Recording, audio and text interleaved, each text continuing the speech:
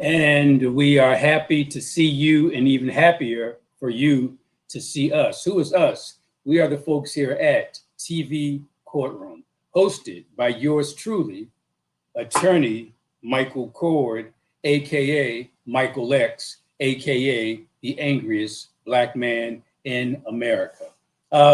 Speaking of America, America's birthday is coming up in just a few days, July 4, 1776. And there's so much I have to share with you, and it's important that folks understand exactly what I'm saying, so much so that what I'd like you to do is to get your pens out, to get your pads out, to get your smartphones, your iPads, your technological devices, so you can jot down this important information, this historic information. I'm going to spend the next 58 minutes enlightening you about the real history of America, the real history of July 4. I'm part of an organization called ATTAC, ATAC, and ATTAC stands for Avenging the Ancestors Coalition. And thanks to our producer extraordinaire, Roland, you see right under my face, avengingtheancestors.com. That's the website. So just in case I don't have enough time to get all the information to you, just go to the website and it's right there. Again, the organization is Avenging the Ancestors Coalition. For short, the acronym is ATTAC, ATAC, and the website, avengingtheancestors.com. Avenging the Ancestors Coalition came about in 2002. And let me just give you a brief intro, and then I'm going to go right into July 4, 1776. ATTAC was founded back in 2002. And we were founded then because there was a newspaper article. And the newspaper article here in Philadelphia indicated that the Liberty Bell, which then was at 5th and Market, would be moving. It would be moving about one block west to 6th and Market. And we in the Black community, when we saw that article and found out that the Liberty Bell Center was going to move from its 5th and Market Street location to the new 6th and Market Street location, we said, well, interesting, but not really relevant to Black folks. Remember, this is way back in 2002. And then we find out in that same newspaper article that the new site of the Liberty Bell Center, remember, moving from 5th and Market to 6th and Market, the new site is where America's first White House stood. Back then, when it came about, it was in 1790, it was known as the President's House or the Executive Mansion or the Robert Morris Mansion, or whatever you called it, it served as America's first White House. And so again, we in the Black community said, interesting, but not really relevant to us. And then the third thing we found out in that 2002 article is that the move the Liberty Bell from 5th and Market to 6th and Market is where America's first White House stood, but also that George Washington enslaved Black men, Black women, and Black children at that site. And I'm thinking slavery in Philadelphia, downtown at 6th and Market. I'm born and raised in Philadelphia. I went to one of the greatest schools in the country, Masterman. I went to one of the greatest colleges on the planet, Cheney, and I had never heard that not only was there slavery in Philadelphia, but that America's first White House was in Philadelphia. And most important, that George Washington enslaved Black people there. So as we in this ATTAC organization, back then, we didn't have a name. We weren't even an organization. We were just angry Black folks who understood racism in America. And then we found out about this issue and we came together, a bunch of community activists, and we formed an organization. We were trying to figure out, what should we call ourselves?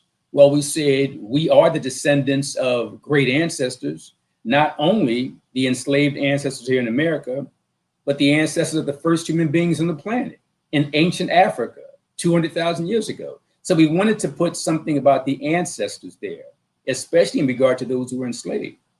And then we said we have to make things right for those enslaved ancestors. So we said we need to avenge them. So somebody said, hey, ancestors, avenging them, bringing together all types of Black folks. We had folks who were Black Christians, Black Muslims, Black Jews, Black rich, Black poor, Black white collar, Black blue collar, black straight, black gay, black short, black tall, black men, black women, all types of black folks. So we formed a coalition. We said, hey, we can disagree about that other extraneous stuff, but let's form a broad-based coalition to unite for this goal of avenging our ancestors, finding out more about what happened at 6th and Market back in 1790 at America's first White House. Now, stay with me, folks, because I'm going to build up to July 4, 1776. So this organization, Attack, 2002, we find out about this whole slavery at America's White House. So we come together. And for 8 straight years, we fought the good fight. We did extensive research, correction.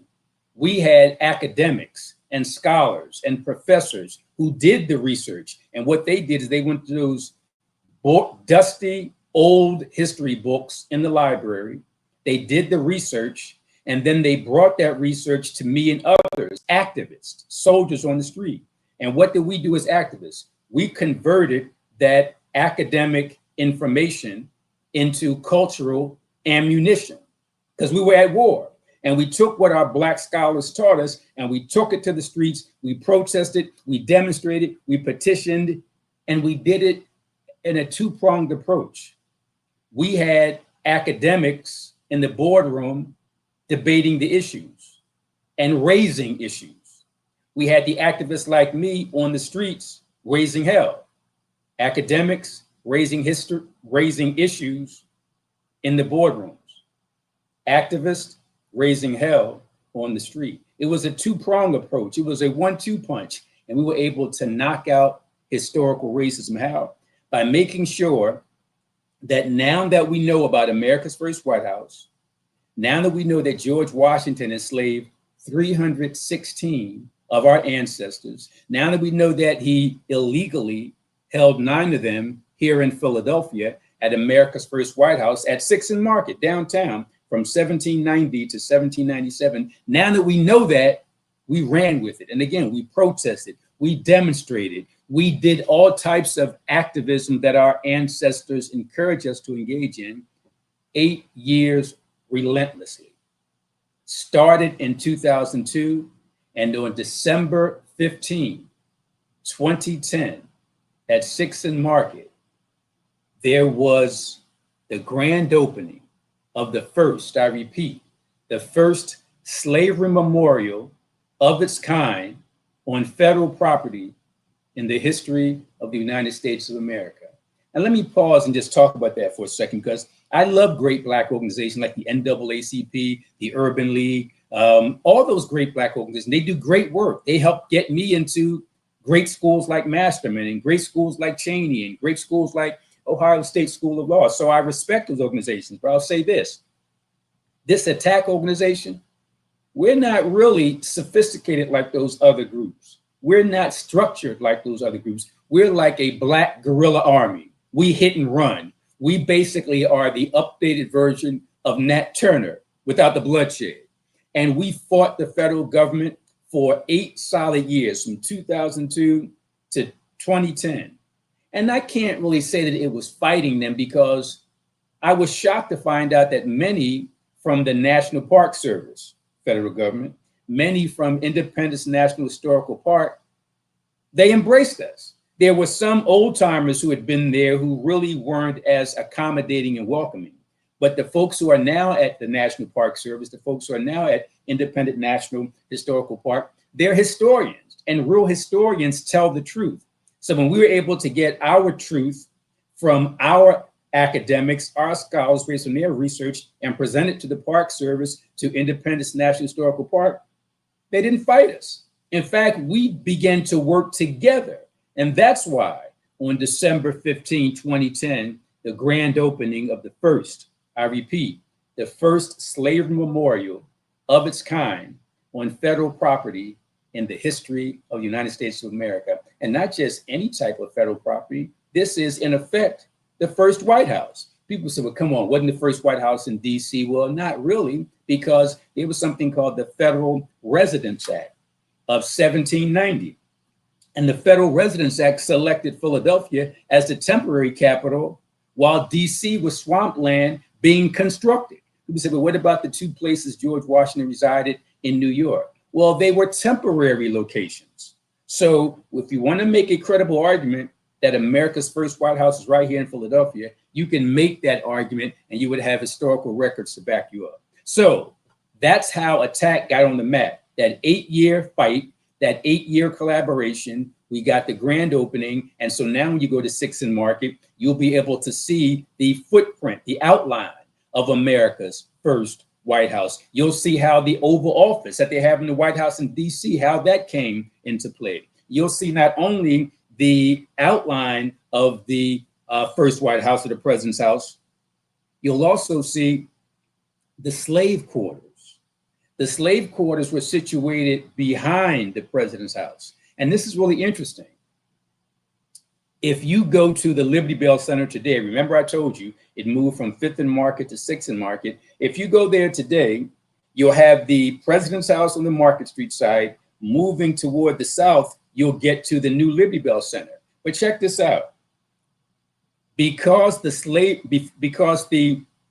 slave quarters were behind the president's house, now based on the new location of the Liberty Bell Center, before you can enter that heaven of liberty, the Liberty Bell Center, you literally have to cross the hell of slavery to get there. Why? Because about 5 to 10 feet away from the main entrance to the new Liberty Bell Center is where the slave quarters stood.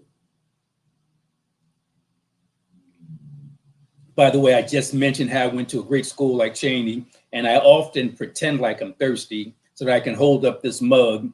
It's the Cheney University class of 1982.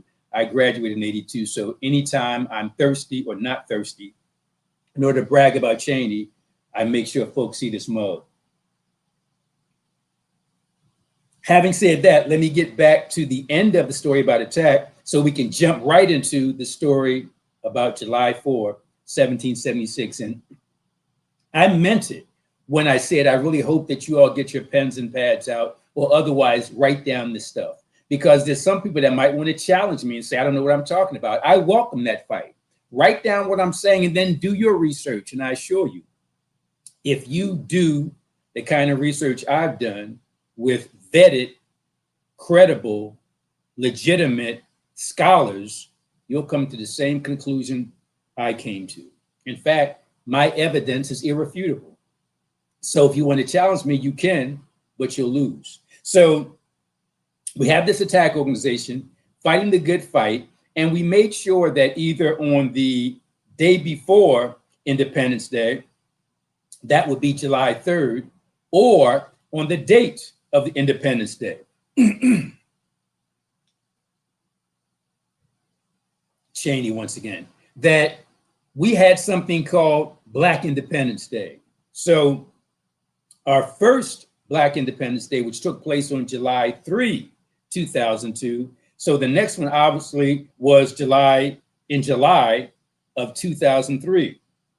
So the one we did in July of 2003, instead of doing it on July 3 and calling it Black Independence Day, we decided to do it on July 4. And people say, well, why do you go back between 3 and 4? Well, it depends on what the ancestors tell us. One of the things that we wanted to do early on was to make sure that because there's so much going on downtown at 6th and Market on July 4th, we didn't want to get caught up in the rush, in the crush, in the madness, because there's so much going on down there on July 4th. We said, hey, let's do it the day before so we can get our message out and we can be focused. But depending upon what the ancestors tell us, that's when we'll do it. So this year, we're doing it on July 4. That's this coming Monday, July 4, 2022, 2:30 p.m. at 6th and Market. Because remember, 6th and Market is the site of the first White House. It's the site of the Slave Memorial / President's House. So we come together, attack, and the public on either July 3rd or July 4th of each year, and we call it Black Independence Day. By the way, the last couple of years, obviously due to COVID, we couldn't do our thing out there. But this year we will do it. And we're going to do it for a number of reasons. First, the ancestors told us to do it on July 4, 2022. And despite COVID, they said, make sure you encourage people to get their shots if they haven't already gotten their shots. Also, make sure when they show up, they also wear masks. And make sure that when they come up and show up with their shots in their masks, that they socially distance. So normally, before COVID kicked in, we would be all hunched up together doing our protest demonstration, but we're going to encourage people to kind of spread apart a little bit and wear their masks, and hopefully they got their shots, and that way we can do the right thing for the ancestors and also do the right things for ourselves and other folks and making sure we don't spread COVID. Now, let me get to Monday's event.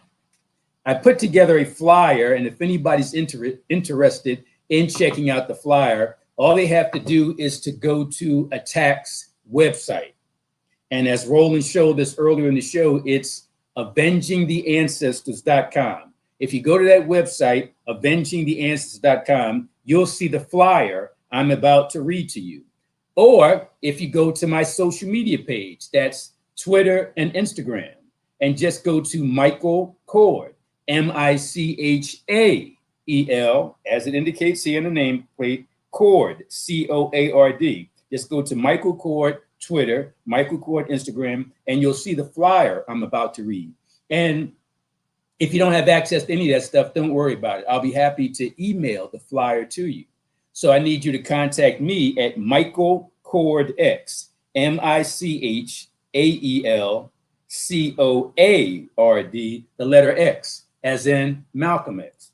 MichaelCordX@gmail.com. In fact, I encourage you to email me there because I want to send you a copy of the flyer so you can circulate it so we can get a whole lot of people showing up on Monday, July 4, 2022, 2:30 p.m. at 6 and Market. Again, Roland is always on point. He included my email address there. So please email me, folks, because I want to get this flyer to you because I want you to circulate it. We want to have a strong crowd there, and we really want young people. Don't get me wrong. We love older folks like myself. We encourage them to show up. Middle-aged folks, we encourage them, young adults, but we really want the children there because they need to know the history. And sadly,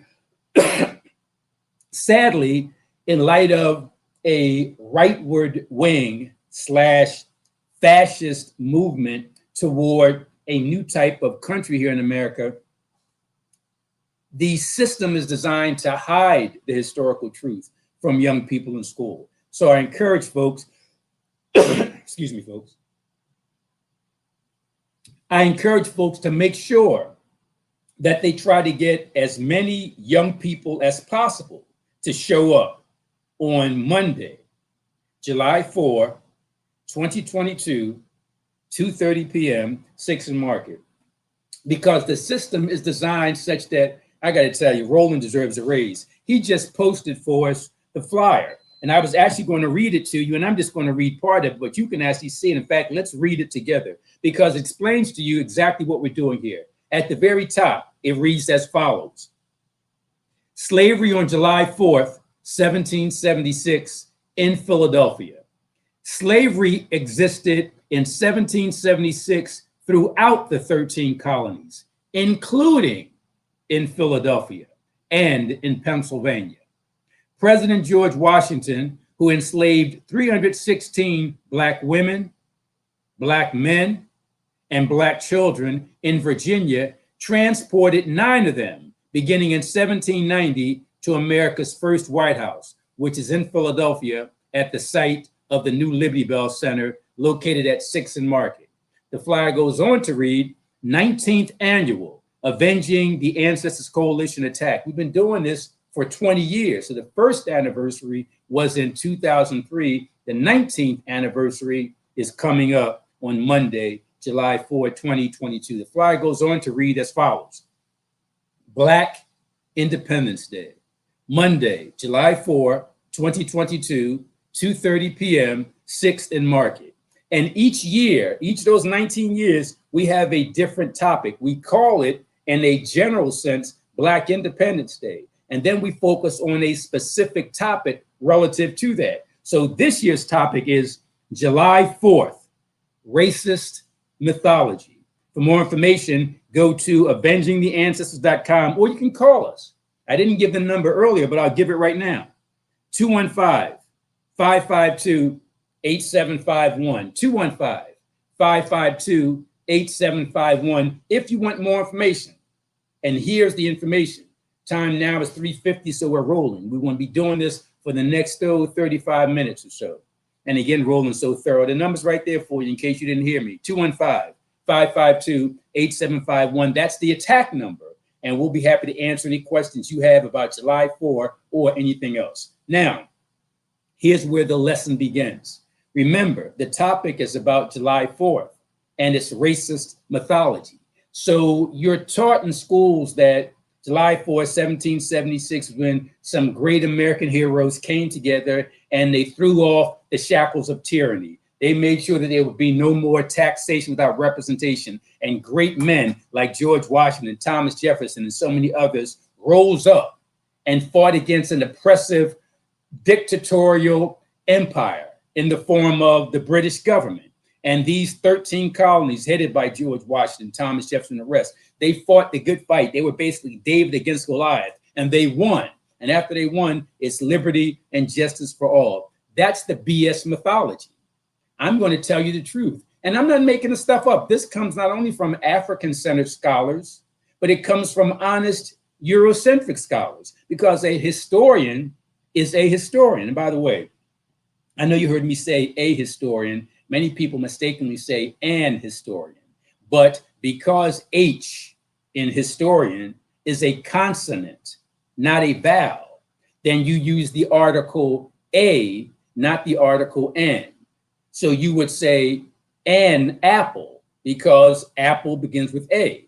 That's a vowel. So you would use the article an for an apple. But if you were talking about a peach, you would say a peach because P in peach is a consonant. So H is a consonant. So when you hear people talk about an historic, they're just plain wrong. It's a historic. Now, I just spent about 33 seconds explaining that, and that's the nerd in me. I just bragged about going to historic Cheney University, where I received a degree in English education, and they taught us good stuff like that. So having said that, and by the way, I digress, let's get back to July 4th. So I'm hoping that you write this stuff down because it's extremely important. And here we go. When we talk about July 4, 1776, in particular, when we talk about 1776, we know from US Census records from back in the 18th century, that would be the 1700s, we know that from 1776 to 1800, during that 4-year period, there were about 500,000 enslaved Black persons in the 13 colonies. About 500,000 enslaved Black people who looked like me, whose nose was like mine, whose lips were like mine, whose skin was like mine, whose hair was like mine. About 500,000 of those folks held in brutal bondage. When I say brutal bondage, I don't just mean they lost their freedom, because people who go to jail today lose their freedom. It was worse than that. They lost their freedom. They lost their land, their culture, their religion, their spirituality, their family. They lost their humanness. Anything and everything that made them African human beings was stripped away. And people need to know that. And it wasn't just stripped away. It was stripped away by being shackled, by being beaten, by being whipped, by being sodomized, by being raped, by being, it's just anything you can think of that was done. And it was done legally from 1619 to 1865. That's 1619 to 1865, 246 years of legalized slavery. But I want to be cool. I want to be clear. I'm always cool. I want to be clear. Just because we know it was legalized from 1619 to 1865, I don't want anybody to think that when the 13th Amendment came along in 1865, that Black folks were able to leave the plantation, jump in a Cadillac, and ride to their new house in Beverly Hills. Didn't quite happen like that. There was something called slavery by another name. Even though slavery kind of sort of ended in 1865, it really existed up until the 1960s.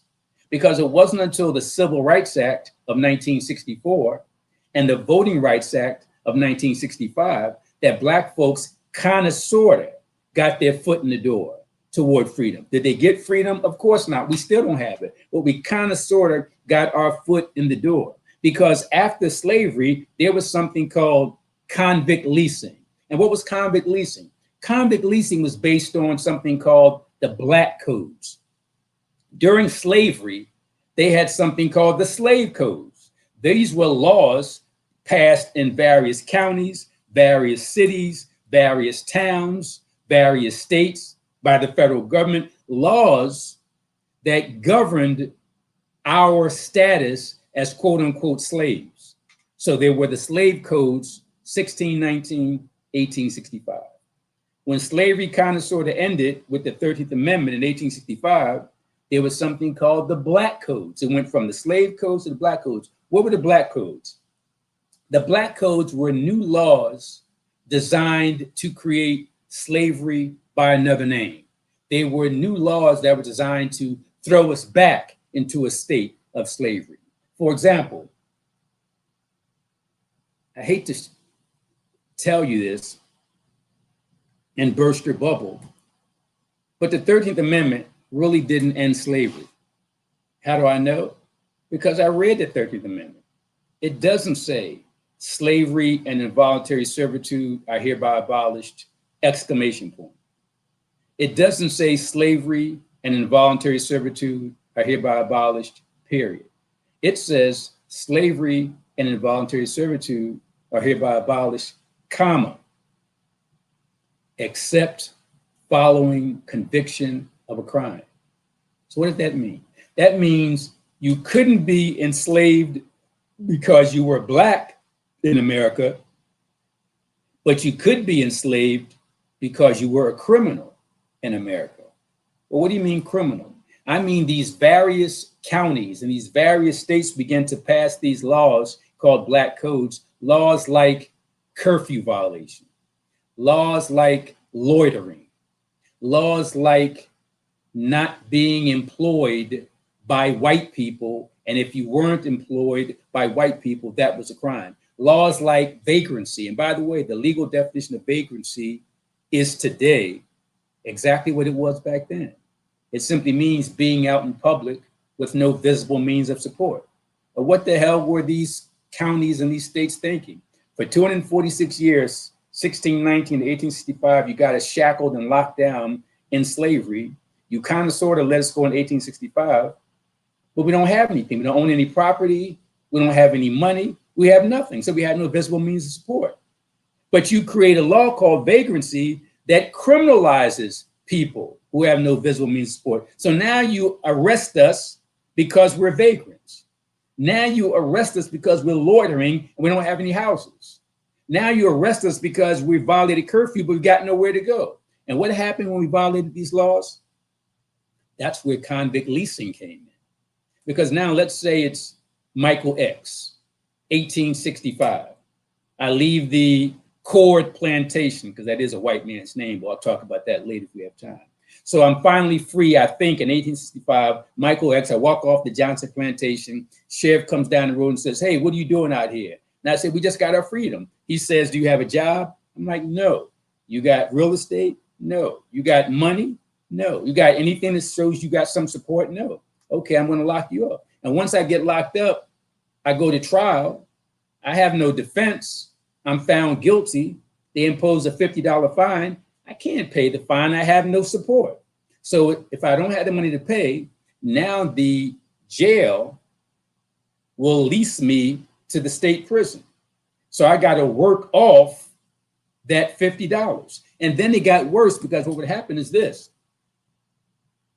Instead of the jail itself profiting, the former plantation owner, Mr. Cord, who I just got away from through the 13th Amendment, will pay my $50 fine. But now I got to go back to Massa Cord and work off that $50, which could take me 2 or 3 months. And I'm doing the same thing I was doing before 1865. Then after I work off that, after 2 or 3 months, I'm back on the side of the road. I get arrested for the same thing. Vagrancy, loitering, curfew violation. There were laws that even said how it was illegal for Black people to be near railroad lines. You might say, well, why in the world would it be illegal for Blacks to be near railroad lines? Very simple. Blacks weren't stupid. They were going to these railroad lines. Anytime a train came across that was about to go from the south to the north, Black folks would jump on those trains to escape that southern hell. So southern counties and states made it illegal. So read the 13th Amendment. It does not end slavery. It simply allows the system to criminalize formerly enslaved Black people and hold them in a slave-like condition. In fact, mass incarceration today is pretty much the result of the 13th Amendment. The question is, how come here in 2022, the United States Congress won't put an exclamation point or a period behind the words slavery and involuntary servitude are hereby abolished, period, or exclamation point. Even in 2022, they leave that comma there because they want to use that language except following conviction of a crime. That whole marijuana thing today, you got white men becoming millionaires, white men becoming billionaires selling weed. When Black men sold weed in the 50s, 60s, 70s, 80s, 90s, they're still in jail. Let me calm down because I almost slipped and cursed, and I don't want to use any profanity, but that is America. And by the way, before I get into the whole July 4th Declaration of Independence, let me just say this. You might say, well, Mike, how is it that the 13th Amendment is worded that way? Well, the answer is the North really didn't love Black people because after the North defeated the South, the North allowed those traitors from the South to become part of Congress, and many of the same soldiers and military officials and Confederate officials, those same traitors worked with the new United States Congress in 1865 and wrote the language of the 13th Amendment. So a so-called former slave master helped write the 13th Amendment. Do you really think he was going to write something that would truly free us? Of course not. But again, that's a whole nother subject. We might talk about that in future episodes of TV Courtroom. But back to July 4th, back to Independence Day. So in 1776, we know from census records that during the time of 1776 to 1776 up to 1800, in fact, I might have said it was 4 years, that's actually 24 years. So during that 24-year period, 1776 to 1800, we know from US Census records that there were about 500,000 Black folks enslaved in America. 1776, 1800. Now check this out. We also know that during that time in 1790 in particular, that there were about 7,000 Black folks here in Pennsylvania. So 500,000, 500,000 throughout the country, 7,000 right here in Pennsylvania in 1780, which is just 4 years after 1776. And right here in Philadelphia, we know that the exact number from the census records is 539. So 539 Black folks enslaved right here in Philadelphia in 1780, which is only a few years after 1776. So the census obviously didn't take place every year. It took place every few years or every several years. So that's how we get as close as we can to what the numbers were at around 1776. So I'm going to test you all at the end. 500,000, 1776 nationwide, 7,000 Pennsylvania, and about 539 in Philadelphia. Now check this out. And this is really interesting and it's really telling. When we look at the language of the Declaration of Independence that was publicized and formally adopted on July 4, 1776, if we've done the research, we know that that was the edited version. Initially, it was voted upon 2 days earlier on a Tuesday, July 2 of 1776. And then there was some revisions made, some editing done, And then we have the final product that the world knows today, 2 days later, July 4th, 1776. You might say, well, what was in the version on July 2? And why wasn't it included in July 4? Well, here's the reason. And this is where you're really going to sound smart once you tell folks you know this stuff.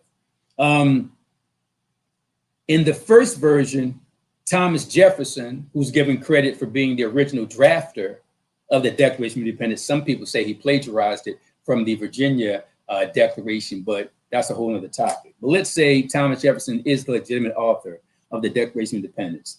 In his first version that they voted upon on July 2, 1776, he condemned slavery. Remember, this Declaration of Independence was a manifesto against Great Britain, against King George. So when they wrote this declaration, they were attacking, they were condemning King George. And here's what Thomas Jefferson wrote in the July 2nd version. And he's talking about King George of England. Here's what he writes. This is a direct quote. He has waged cruel war against human nature itself, violating its most sacred rights of life and liberty in the persons of a distant people, talking about Africans, in the persons of distant people who never offended him, captivating and carrying them into slavery in another hemisphere, the Western Hemisphere, or to incur miserable death in their transportation thither, being transported from West Africa across the Atlantic. Then Thomas Jefferson goes on to talk about how King George has, quote, suppressed every legislative attempt to prohibit this horrible commerce. And now King George and his appointees are exciting those very people, the Africans, to rise in arms against us. So here's the story, and I want you to notice because it's critically important. When Thomas Jefferson wrote that part, he wrote it to condemn King George of Great Britain. But then some of the so-called founding fathers said, hey, we be enslaving people right here in America, in the 13th colony. So if we're condemning King George for engaging in the same trade, in the slave trade, aren't we doing the same trade? Aren't we doing the same thing? Somebody said, hey, historically, it's not going to look good. In other words, it's not going to be a good look, Tom. Here you are condemning King George for doing the very same thing you're doing. So here it is, Tuesday, July 2, 1776. Let's take that part out and let's rewrite it so that we don't appear to be hypocrites when historians 100, 200 years from now look back on us. Thomas Jefferson wasn't a fool. He decided to take it out. But you might say, well, if he wasn't stupid, and he wasn't, why did he put it in? Why did he put that in there? He put that in there because of something called Lord Dunmore's Declaration of 1775. On November 7, 1775, a man that historians call Lord Dunmore, but whose name was John Murray. Who was John Murray? John Murray was the Earl of Dunmore. In other words, because Britain was a powerful empire, they had colonies. And when they would take over these colonies, they would appoint their own governors to control those colonies. So King George and the British Parliament, they appointed John Murray to be the governor of Virginia. And they called him the Earl of Dunmore. And historians know him today as Lord Dunmore. Here's what Lord Dunmore did. He said, y'all out there in the 13 colonies in America trying to rise up against us in Great Britain, the only thing that gives you the power you got is your enslaved population. So I, as Lord Dunmore, the governor of Virginia, I'm going to issue a declaration that any enslaved Black person who fights on the British side will get immediate freedom. Let me repeat that. Lord Dunmore, on November 7, 1775, told every Black man, woman, and child in America that if you want your freedom, All you got to do is to fight for us here in Great Britain. Be British soldiers. Thomas Jefferson and the other folks in the Continental Congress, they was like, oh no, what we're going to do? If these black people find out about this offer of freedom, they're going to leave and we're going to get crushed. So that's when Thomas Jefferson decided he was going to attack King George by including that language that I just read. But then the other members of the Continental Congress said, nah, you got to take it out because we understand why you put it in, but it's going to make us look like hypocrites. So that's why they took it out. So that was critically important. So the first thing you need to know is, one, how many of our ancestors were enslaved? I told you throughout the country, 500,000, throughout Pennsylvania, nearly 7,000, and throughout Philadelphia, over 500. Next thing you need to know about is the Declaration of Independence was originally written on July 2nd, but then it was edited and revised and adopted on July 4, and it took out that language where Thomas Jefferson had hypocritically condemned King George. You need to understand that. Here's what you also need to understand.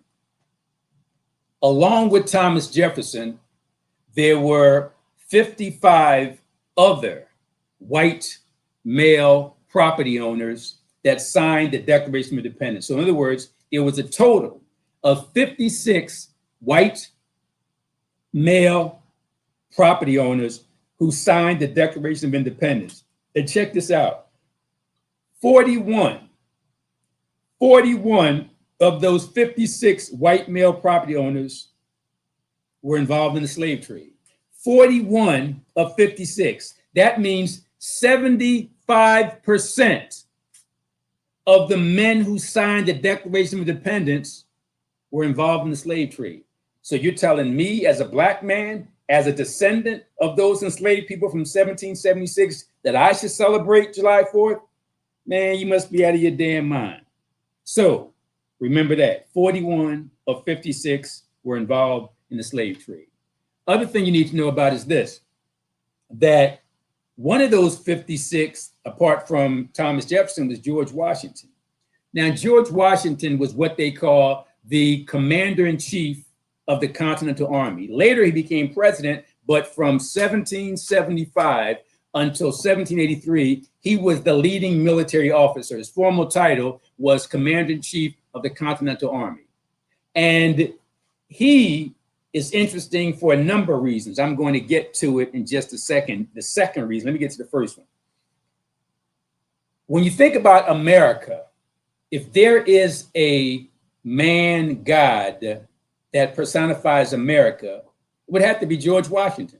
If you ask anybody to name one person who is the epitome of America, you have to say George Washington, for good or for bad. For me, it's bad, but for most white Americans, it's good. Well, this man, who was this top military commander, who became president later, he did some horrible things. As I told you at the outset, he enslaved 316 black men, women, and children, and he illegally held 9 of them right here in Philadelphia from 1790 to 1797.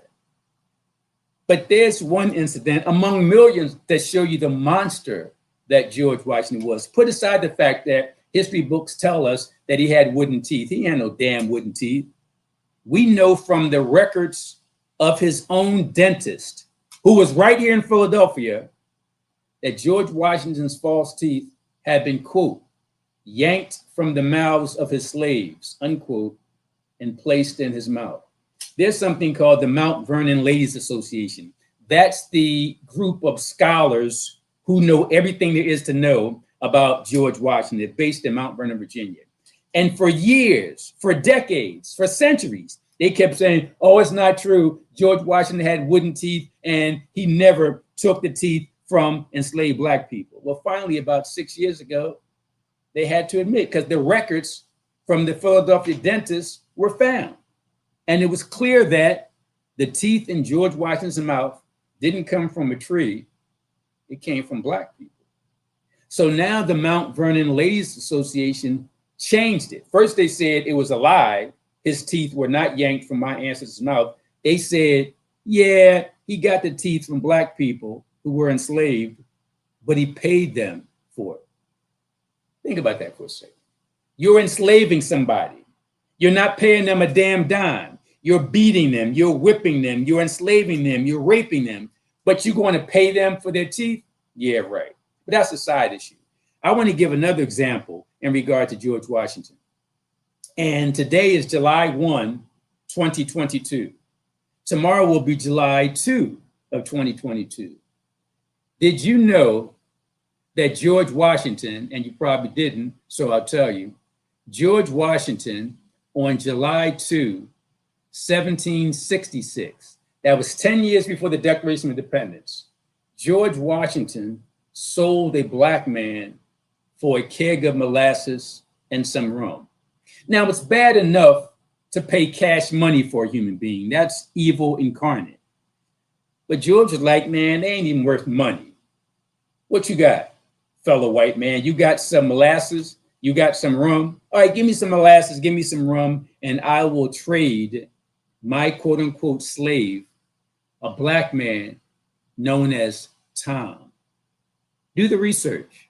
July 2, 1776, George Washington traded Tom to a guy by the name of Captain Joseph Thompson for a keg of molasses and some rum. That's America's leading founding father. That's the symbol of America. That's the symbol of July 4th. You telling me I ought to celebrate that? Man, you out of your damn mind. Let's keep it moving. So, last thing I mentioned, that 41 of the 56 signers of the Declaration were involved in the slave trade. Other thing that's really important I want to share with you is Thomas Jefferson. As I told you, he was the primary drafter of the Declaration of Independence. In 1776, Thomas Jefferson enslaved 175 black men, black women, and black children. 1776, he enslaved 175 of them. And by 1822, he reached the maximum when he had a whopping 267 black men, black women, black boys, and black girls that he held in bondage. Think about that for a second. Now, one of the things I want to get into very quickly is how we got to the point of 1776. Well, August 25, 1619, August 25, 1619. We got about 10 minutes left, so I'm going to get all this stuff in. August 25, 1619 is the birth of American slavery as we know it. How? Because on that date, anywhere from 20 to 30 black men, women, and children from Angola, and we know that they came from the country of Angola in the continent of Africa, and in that country of Angola, we know that they came from the state of Luanda in the village of Ndango. Write this down because we as black folks don't really know where we came from. I mean, my name is Michael Cord because in the 1750s, a white man named William Cord in Virginia purchased a boatload of Africans and stamped the name Cord on them. That's why I got this name. And I told myself that when some of my older relatives, my mom passed away already, my father, but they have sisters and brothers, and many of them only know the name Cord. So I'm not going to be like a smart ass and just reject that. But I did say that when I felt that it would be respectful enough to them, I'm getting rid of this Cord name. Because like I said, it came from William Cord, a white man in the 1750s who stamped that name of my ancestors. But anyway, here's the background. We know that of those approximately 20 to 30 black folks, we know they came from Africa. We know they came from the country of Angola in Africa. We know they came from the state of Luanda in Angola. And we know they came from the village of Ndango. So that's when we make a direct line to our ancestors. We also know that they spoke the Kimbundan language. That's Kimbundu.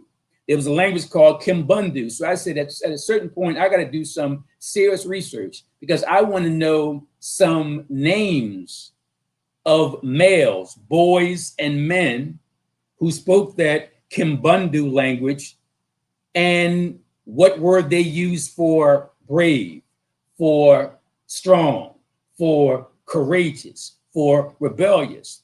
I want to get that name and remove this Michael name and remove this Cord name and go back to what Black people call themselves in Angola, in Luanda of Angola, in Ndango of Angola. And when those Black folks spoke that language, Kimbundu, I want some words from that language so I can call myself what they called themselves. So anyway, so we got about 20 to 30 of those folks held in brutal bondage, the beginning of slavery in America.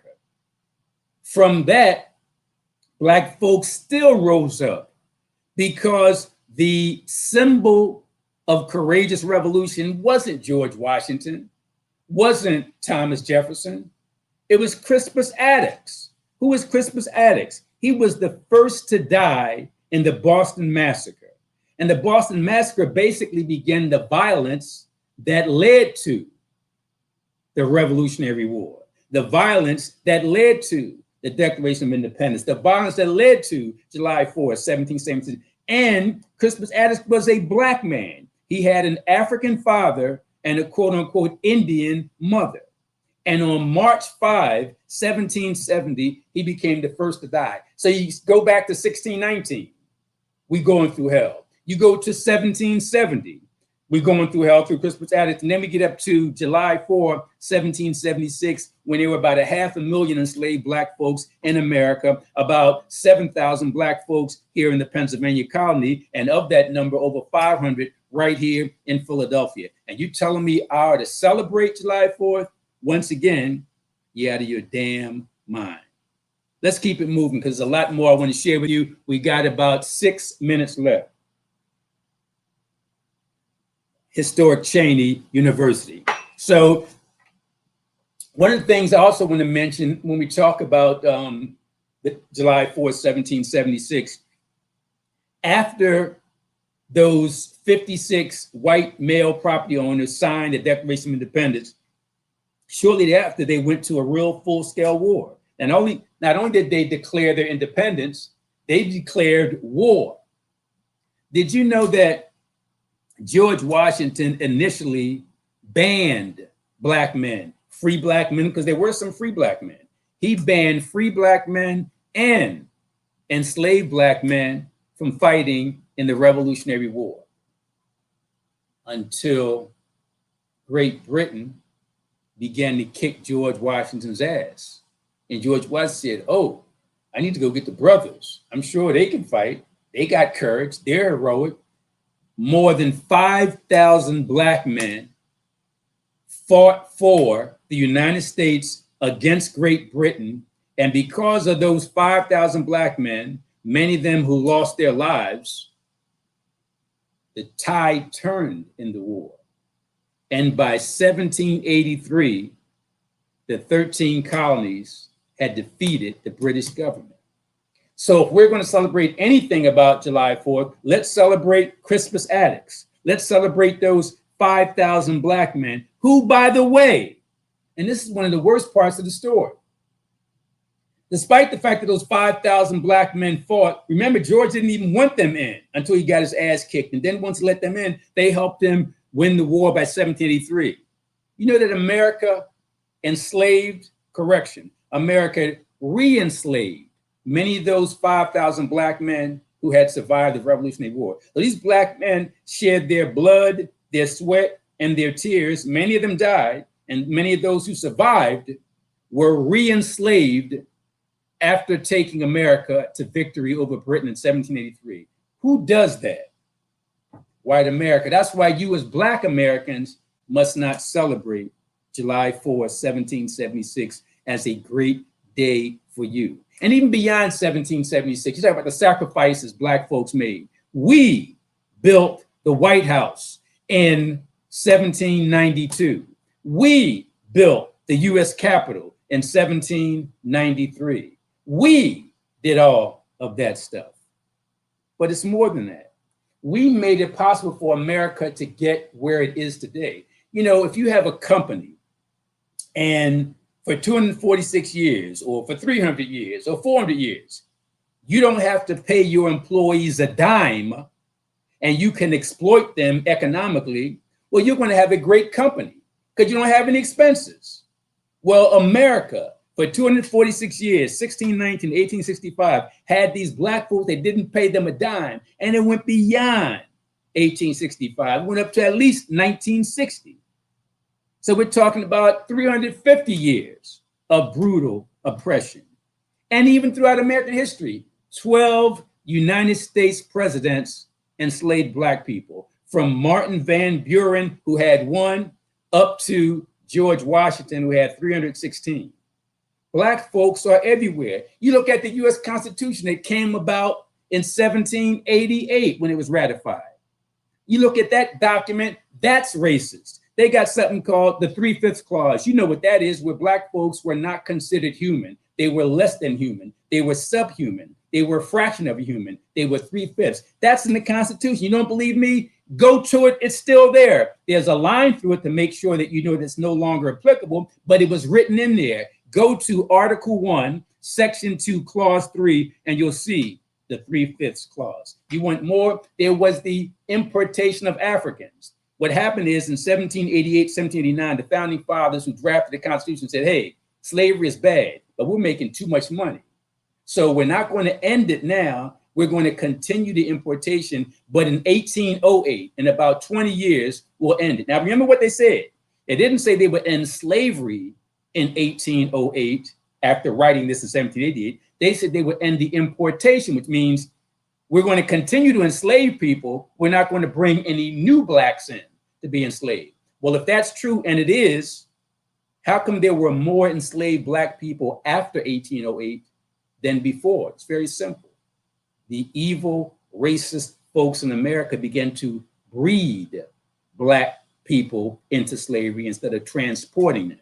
You don't believe me? Read Article 1, Section 9, Clause 1 of the U.S. Constitution. You want more? I'll give you more. What about the runaway return clause that said in the Constitution, if black folks escape from a slave state and go to a free state, the Constitution mandates that the free state send them back to the slave state. That's in the Constitution. That's Article 4, Section 2, Clause 3. So the more you know about American history, the more you know about the Declaration of Independence, the more you know about July 4, 1776, the more you tell them to go to hell.